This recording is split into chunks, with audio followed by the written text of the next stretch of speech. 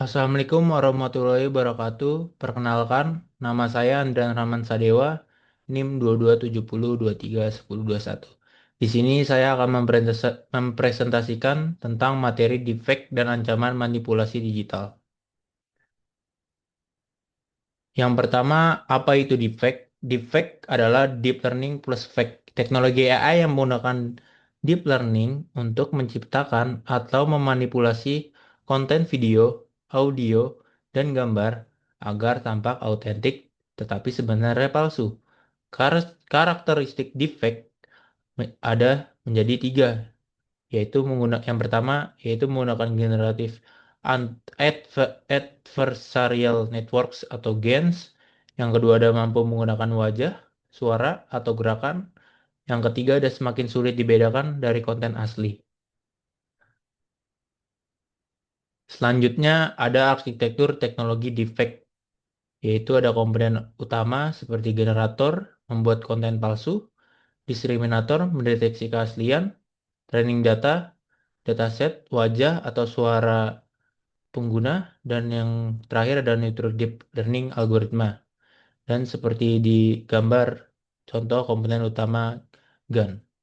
Proses kerja arsitektur teknologi defect ada empat, yaitu pengumpulan data training, training model GAN, iterasi perbaikan kualitas, dan output final defect. Kategori defect dan manipulasi dibagi menjadi empat bagian. Yang pertama ada face swap. Penggantian wajah dalam video sebagai contoh ada di aplikasi Face App. Yang kedua ada face restatement, yaitu manipulasi ekspresi dan gerakan wajah. Yang ketiga ada audio sintesis, yaitu cloning suara, face cloning, dan text to speech.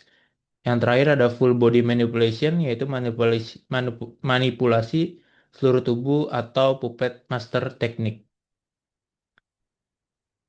Selanjutnya ada spektrum ancaman defect. Defect menimbulkan ancaman dengan tingkat resiko yang bervariasi. Yang pertama ada di tingkat rendah, yaitu penyalahgunaan data, masalah privasi. Yang kedua di tingkat sedang, yaitu pencurian identitas dan kerusakan reputasi maupun individu dan kelompok. Yang terakhir yaitu di tingkat tinggi ada disinformasi politik dan penipuan finansial. Dampak dari ancaman defect ini yaitu menyebar dari individu ke organisasi hingga ke tingkat nasional maupun internasional.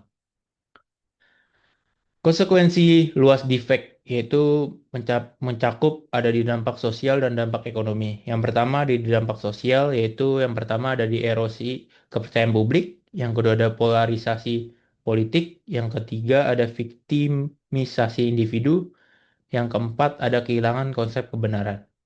Selanjutnya ada di dampak ekonomi, kerugian finansial perkiraan diestimasi di tahun 2023 yaitu mencapai 78 miliar US dollar.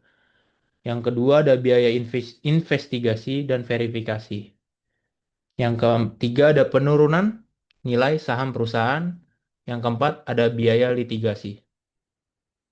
Sektor yang terdampak yaitu selain dampak sosial dan dampak ekonomi meliputi media, politik, keuangan, hukum, dan pendidikan. Selanjutnya ada teknologi deteksi dan identifikasi. Yang pertama ada biological inconsistencies, yaitu menganalisis pola kedipan mata, micro-expression, dan deteksi denyut nadi. Yang kedua ada technical artifacts, yaitu mendeteksi artefak, kompresi, inkonsistensi temporal, dan analisis metadata. Selanjutnya ada AI-based detection, yaitu menggunakan convolutional neural networks, analisis urutan temporal, dan metode ensemble. Beberapa alat deteksi yang tersedia termasuk aplikasi Microsoft Video Authenticator, Google Jigsaw, dan Deepware Scanner. Strategi melawan defect. Yang pertama ada di tingkat individual, yaitu edukasi literasi media, kebiasaan verifikasi dua kali, dan pemeriksa sumber yang terpercaya. Selanjutnya ada di organisasi, Yang pertama ada sistem autentikasi konten, pelatihan karyawan, rencana respon insiden. Selanjutnya ada di tingkat teknologi yaitu blockchain untuk Provena, tanda tangan digital, dan sistem deteksi real time. Keempat ada di regulasi yaitu kerangka hukum, standar industri, dan kerjasama internasional. Kasus nyata deepfake itu terjadi di tahun 2020 yaitu political deepfake yang memengaruhi pemilihan dan harus melakukan verifikasi secara manual. Selanjutnya ada CEO Voice Fraud di tahun 2019 yaitu mengalami kerugian sebesar 243 US dollar dan harus melakukan protokol verifikasi. Yang terakhir adalah revenge work, yaitu menyerang untuk target individu, dengan individu itu harus melakukan tindakan hukum. Kasus-kasus ini menyoroti tantangan deteksi dan pentingnya respon yang efektif terhadap defect. Landscape hukum global. Regulasi defect berkembang di seluruh dunia untuk mengatasi tantangan hukum.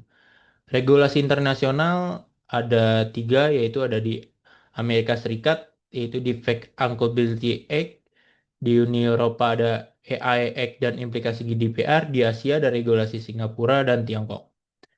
Setelah regulasi internasional, juga ada tantangan hukum, yaitu menjadi ada empat, yaitu yurisdiksi lintas negara, beban pembuktian, kebebasan berbicara versus perlindungan.